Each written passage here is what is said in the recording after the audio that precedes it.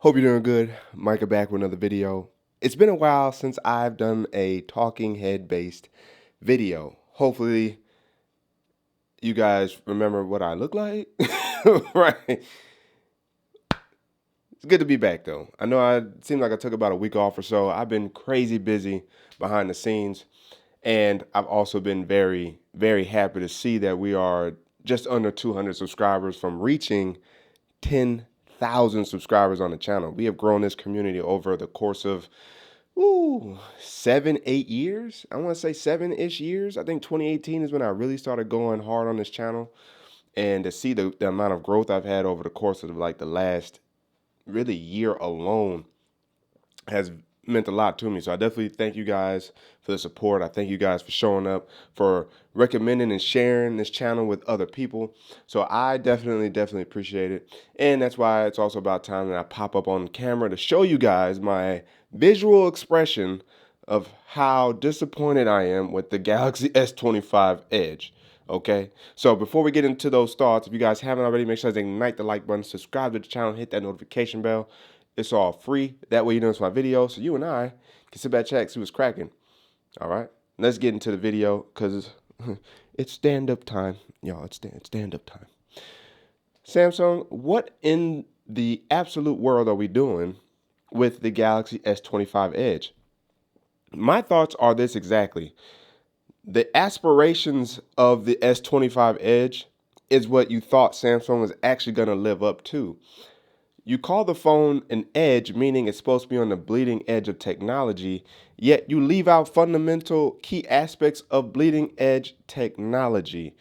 And it's really just one key factor that they left out with this phone, and that is battery life. Okay? Battery tech, the new carbon battery that is floating out there, was perfect for the Edge phone, especially if you're capping the battery capacity at 3,900 milliamps.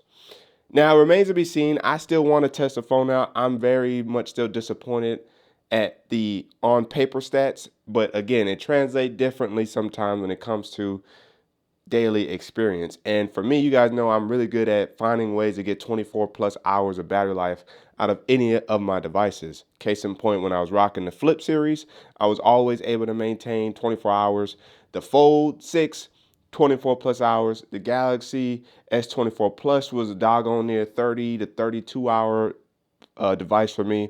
The Galaxy A36 that I'm rocking right now, which I have separate thoughts on in a whole nother video, I'm able to get 24 hours out of.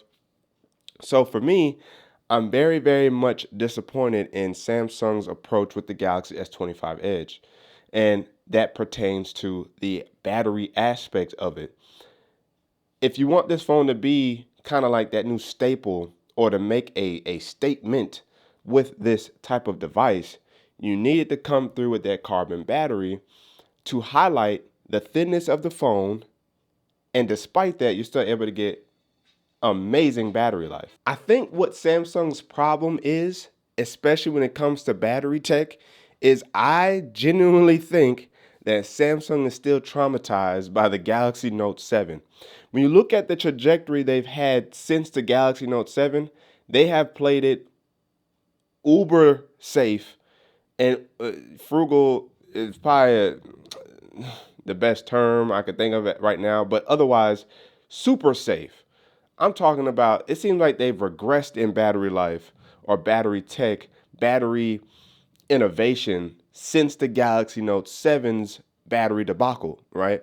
When it comes to the unfortunate explosions and bloating of the batteries of the Galaxy Note 7, they had to cancel that phone outright. So I can definitely understand a few years after that, you to be, if not traumatized, have to find a way to work through what happened with the Galaxy Note 7 and to never allow that to happen again. And since you are a hardware-based company, I would think you would come to resolutions with that. So why is it that the Galaxy Z Fold 6, the Flip series in general, the Galaxy Z Fold Special Edition are all capped at 25 watt charging, including the Galaxy S25 Edge, capped at 25 watt charging? I'm talking about fast charging, wireless or not. Wired, mainly wired, 25 watts. Now, with the Galaxy S24 Plus, the Galaxy A36, again, the Galaxy A36, a budget phone, has wired fast charging capable of 45 watts. So, even from that perspective, you see Samsung struggling to really push technology in that battery space when it comes to the devices. Are you not confident that you cannot create an exploding phone? Is that what it is? Because for a phone considered to be on the bleeding edge of technology with the Galaxy S25 Edge, why is this phone struggling to actually be on that side of the equation, right? When you look at other aspects of the phone, I think it's actually doing very, very well. It's got, I think it's one of the first phones to debut with Corning Gorilla Glass Ceramic 2. So that's bleeding edge from that perspective in terms of durability, scratch resistance, shatter resistance, if you will, for the glass on the front and I think the back, right? You have the most recent and latest Snapdragon 8 Elite chip in there. And so you're looking at a thin profile being able to dissipate that kind of heat from such powerful clocking speeds. They were able to somehow develop a nice vapor chamber to help alleviate heat dissipation or help, I should actually say, you know, transfer that heat, right? Improve heat dissipation, I should say. So you have that working with the phone. You have it size around 6.7 inches, I believe, which is coming in right around the S24 or S25 Plus and the S25 Ultra. No S Pen, which is fine. I think this is an alternate route. I actually agree with who said, I think it was MKBHD. I actually agree in that a user like me who doesn't really quite use the S Pen like that would like an alternate route of having bleeding edge technology without the S Pen and pay a little bit less. And that's what you get with the Galaxy S25 Edge. The problem is you didn't fully go bleeding edge with the phone, so how can you call it bleeding edge? Another point of reference, I could say that is a key differentiator in this phone, aspiring to be great, but settling to being probably good, is the nomenclature, the naming of the phone, S25 Edge. When we all think about the Edge, the reason why the Edge name exists is because Samsung debuted curved glass, thus the edge of a phone, and that's how you had the Samsung Galaxy S6 Edge, so on and so forth. 7 Edge, I think there was an 8 Edge. If there wasn't an 8 Edge, I think phones just curved in general, so they no longer needed the Edge moniker.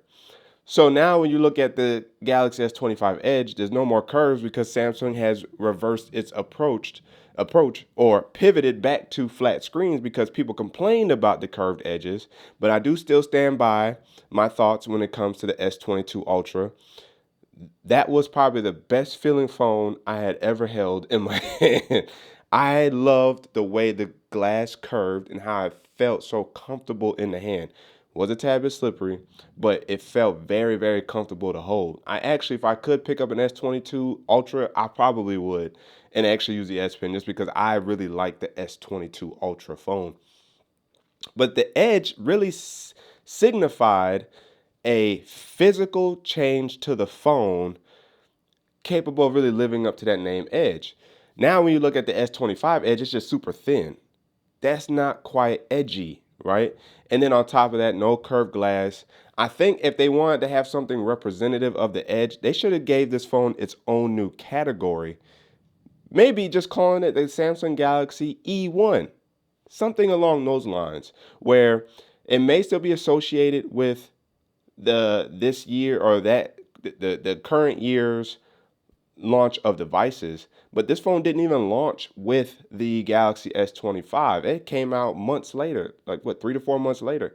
So if it's not even going to drop alongside the rest of the phones, give it a whole new name. You have the Galaxy Z Fold, you have the Galaxy Z Flip, you have the Ultra that drops alongside the S line, and that's considered an S device. But this phone being something in between the Ultra and the norm, I think this should have had its own name, the Samsung Galaxy E1. I think that would have drawn more attention to it, and potentially would have distracted from the fact that the battery life was so low because this is its own new line of device. I think that would have worked a lot better for Samsung from that perspective if they would have did that instead of what they're doing now, associating it with the S25 lineup, but being arguably the weakest device out of the entire fleet of Galaxy S25 devices. I'm hoping to be wrong. If I can get my hands on it, I will. But it's definitely unfortunate to hear that the Galaxy S25 Edge is not on the bleeding edge of technology. Now, I will say again, like I said, some of those other hardware specs that I pointed out, I think are good. I also like the look of the phone. I actually like what the cameras look like. They're getting bleeding edge from that perspective when it comes to the cameras, maintaining a 200 megapixel camera in that thin body. So I like that. You're getting, a 12 megapixel on the front still, and I think a 12 megapixel ultra wide. And they did away with the telephoto, which is fine because most of us don't use it. I agree with that. Shrink and get rid of stuff that people aren't really using. Everybody's using battery life. We needed the battery life in this device. And so hopefully next year when the Edge is updated, they actually take a true risk again, or just finally step into the big boy shoes and put battery life out there at the forefront for your device with a higher capacity battery and with the new carbon battery tech. I think that will work so much better for the Galaxy Edge 2, if you will, in terms of really pushing the edge of technology with your device. But I cannot agree with you on this one, Samsung, that this is on the bleeding edge of tech when the main, newest bleeding edge of technology is in battery life. And that's the one area of deficiency this phone is struggling from, okay? So let me know down in the comment section below what you guys think about the Galaxy S25 Edge. I will try to get it. I don't know if I will be able to, but I will try to get it. And we'll see what happens when that time comes. And again, as always, if you guys haven't already, make sure to hit the like button, subscribe to the channel, hit the notification bell, so all free. That way you know it's our videos. So you and I can sit back, check, see what's cracking. And don't forget to hit that super things button down there by the like and dislike button. Cash App or PayPal, and check the channel out for all the videos available to you. That's where they keep tech fresh and alive on this channel. Again, thank you guys for approaching and maybe of reaching 10,000 subscribers, depending on when you end up watching this video. And I might try to do some more talking head videos, even when I have products to show and display, and maybe try to incorporate different forms of B-roll. I think once I hit 10,000, I'll feel more comfortable taking risks of my own, being able to find a way to maybe, heighten the quality of production. I know you guys definitely like I'm pointing at my table over there, my top-down shots or my top-down videos. I'm definitely going to maintain those. But if I can do a little bit of this and incorporate a few other things, I'll definitely be in the room or in the area to take those risks, especially crossing 10,000 subscribers, because now it's going to be even more worth it from that perspective. Micah signing out. To the next video. Wait for it.